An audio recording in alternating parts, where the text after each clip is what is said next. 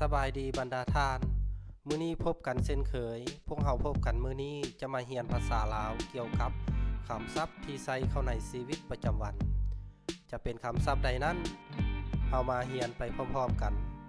คำศัพท์ที่1กินข้าพเจ้าจะเว้าช้าๆแล้วให้บรรดาท่านเว้าตามหลังข้าพเจ้าเนาะกินกินกินคำศัพท์ที่2ดื่มดื่มดื่มดื่มคำศัพท์ที่3ฟังฟังฟังคำศัพท์ที่4เบิ่งเบิ่งเบิ่งคำศัพท์ที่5ไปไปไปไปคำศัพท์ที่6เขียนเขียนเขียนเขียนอ่านอ่านอ่านอ่านเว้าเว้าเว้าเว้าขายขายขายขายซื้อซื้อซื้อซื้อเจ้านั้นก็คือคำศัพท์ที่พวกเราเรียนในมื้อนี้วันนี้เรามาฝึกเว้าคำศัพท์เหล่านั้นข้าพเจ้าจะเว้าช้าๆแล้วให้บรรดาท่านเว้าตามหลังข้าพเจ้าเนาะเจ้าเฮ็ดหยังอยู่เจ้าเฮ็ดหยังอยู่เจ้าเฮ็ดหยังอยู่ฟังเพลงฟังเพลงมาเด้อกินข้าวนำไข่มาเด้อกินข้าวนำไข่ขอบใจไข่กินแล้วขอบใจไข่กินแล้วเจ้าอ่านปึ้มนวนิยายบ่เจ้าอ่านปึ้มนวนิยายบ่บ่ค่อยฝึกเขียนภาษาเวียดนามบ่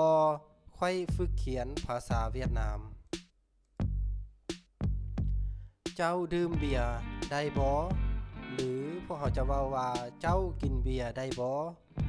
เจ้ากินเบียร์ได้บ่ได้ได้ได้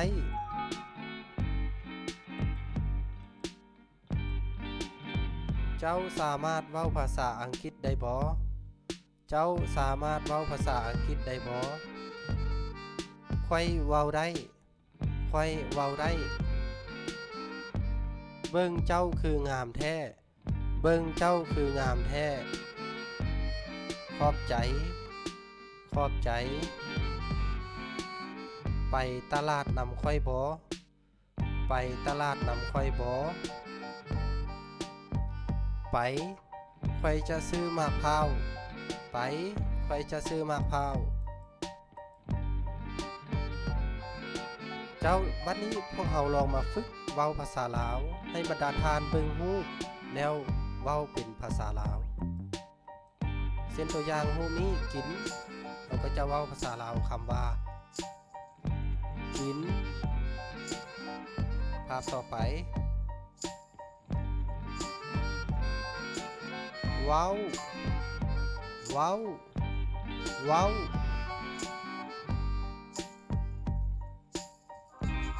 เขียนเขียนเขียนอ่านอ่าน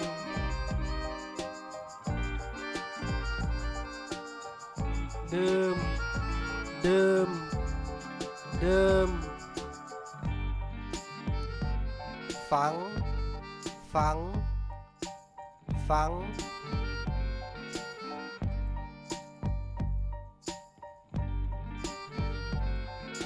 ซื้อซื้อซื้อ